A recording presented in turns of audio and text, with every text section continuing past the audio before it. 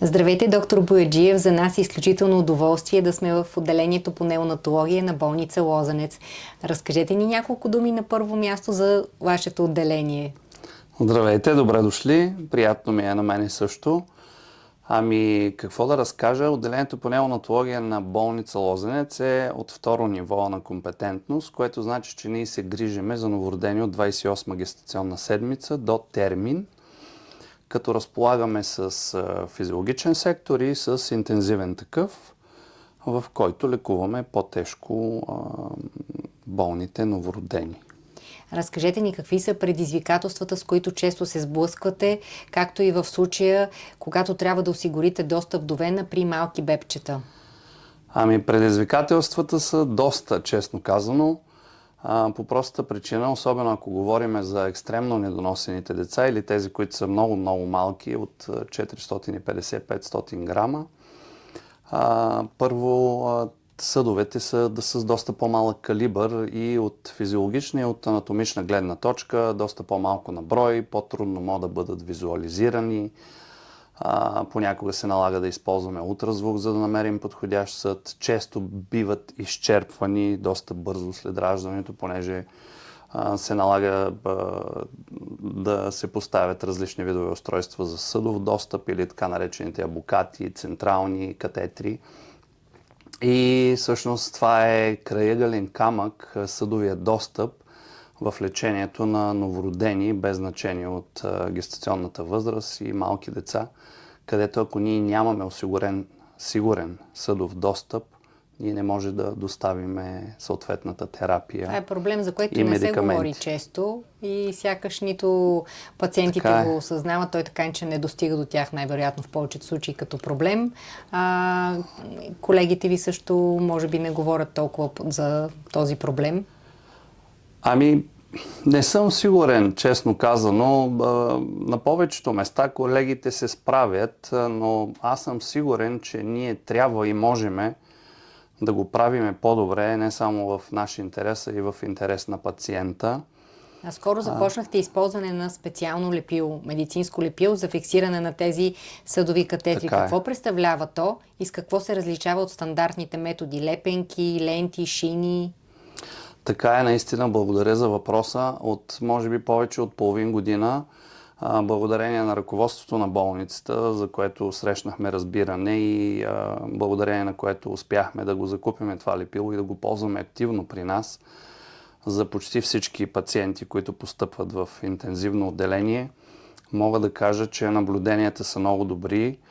Лепилото е произведено в Америка и бих казал, че е единственото сертифицирано и одобрено от Американската агенция по храните и лекарствата за фиксация и стабилизация на различни видове устройства за съдов достъп. Което значи на по-прост език, слагайки един абукат на едно новородено и залепвайки го по-скоро, той може да издържи минимум 5 до 7 дни без да се налага повторна смяна, което носи след себе си доста бенефити, не само за самия персонал, както казах, но и за пациента. По-малко травма, по-малко чести пробождания, съответно икономии в дългосрочен план за лечебното заведение. Разликата между фиксацията с лепенки, шини и друг вид устройства за фиксиране на самите катетри е огромна, в смисъл такъв, че използвайки лепилото, той стабилизира и фиксира катетъра на едно място, което значи, че когато е само лепенка, самия абукат поставен в венозния път, малко или много знаеме, че всички пациенти, особено много малките, те са доста активни, мърдат, чават и се получава едно движение напред-назад на катетъра, който по някакъв начин предизвиква флебит на самата вена и тя много бързо се изчерпва или екстравазира, или се поврежда, така да го кажа на по-прост език, и се налага смяна на самото устройство. Използвайки обаче самото лепило, това нещо се избягва и това е един от големите бенефити, че то стабилизира и задържа катетъра на едно място. Друг не много по-малък и не маловажен ефект, който виждаме от лепилото, е това, че ние сведохме рисковете до така наречените вътреболнични инфекции или инфекции предизвикани от централни линии почти до нула, защото самото лепило... Това е голяма победа. Абсолютно голяма победа. Самото лепило има доказана антимикробна активност, което значи, запечатвайки входното място, ние предотвратяваме навлизането на микроорганизми, бактерии, гъби, дрожди през самото входно място, което е една от над 50-60% от причините за вътреболнични инфекции в почти всички здравни заведения и това е доказано с страшно много клинични проучвания. Да, както ваши колеги са се шегували пред нас, пред нашия екип, че ако основният проблем когато се справи пациент с основния проблем, след това много пъти се получава вътреболнична инфекция. Абсолютно.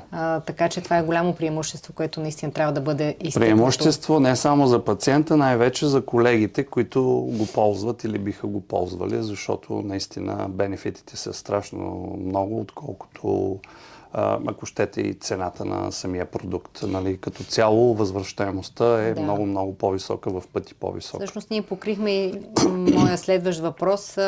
Какви са рисковете, ако абокатът бива разместен? Рисковете са много, зависи от самото устройство. И съответно ги предотвратява. Абсолютно. Самото устройство за съдов достъп. Нали, ако започнем от един периферен абокат, риска е да се получи, особено при най-малките, екстремно недоносени. Нали, има екстравазация, излизане на разтвора извън съдовете, което значи, че то отива в интерстициума под кожата. Може да предизвика некроза. Със сигурност, нали, за флебит, за инфекция, това вече го споменахме, да не се повтарям. Но може да се стигне до доста сериозни усложнения, започвайки от периферно до централно устройство за съдов достъп. При централните устройства там проблема е друг, че зависи дали е перкутанно сложено, в смисъл от периферна вена и стига до голям централен съд, или е сложено през централен и направо е там. Много често те мигрират и изместват самата позиция, върха на катетъра, който трябва да бъде поставен в голям съд. И ако това се случи и централният път измести позицията си, тогава усложненията са доста по-сериозни и доста по-сложни, бих казал, и може да се стигне, нали, до летален изход на един такъв малък пациент, ако не се разбере това нещо на време, разбира се. Използвайки пак лепилото, това нещо всичко се предотвратява. За инфекциите там ги имаме във всички случаи, нали, и в едните, и в другите случаи, но винаги това е покрито на 100% почти. И всичко това не е мое мнение, това са доказателства, които са публикувани и много лесно могат да бъдат видяни, намерени, прочетени. Ако някой има някакви съмнения, може да се убеди. Ако има въпроси, разбира се, всичко е публикувано. Тоест за новородените, да синтезираме като цяло за новородените, какви са ползите за това лепило? Не само за новородените, тези ползи са за абсолютно всички пациенти, постъпващи на лечение в здравно заведение, и то в стационар, но за новородените най-вече ползите са много. Самото лепило фиксира и стабилизира катетъра, което не е никак маловажно. Абоката ли? Абоката. Абоката, без значение. Абокат ли или устройство за съдов достъп.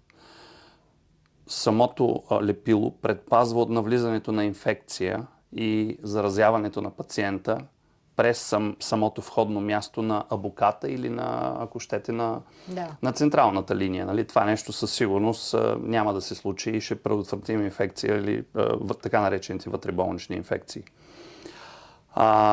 Много важно нещо, за което не говорихме, със сигурност спестява пари в дългосрочен план на самите болници, по простата причина, че когато един абокат не е фиксиран с лепило, се налага честата му смяна. Понякога може да е след няколко часа, понякога може да е след 1-2 дни, понякога може да е по-рядко, но винаги имаме трудно може един пациент да издържи с един абокат целият курс на лечение и се налага честа смяна.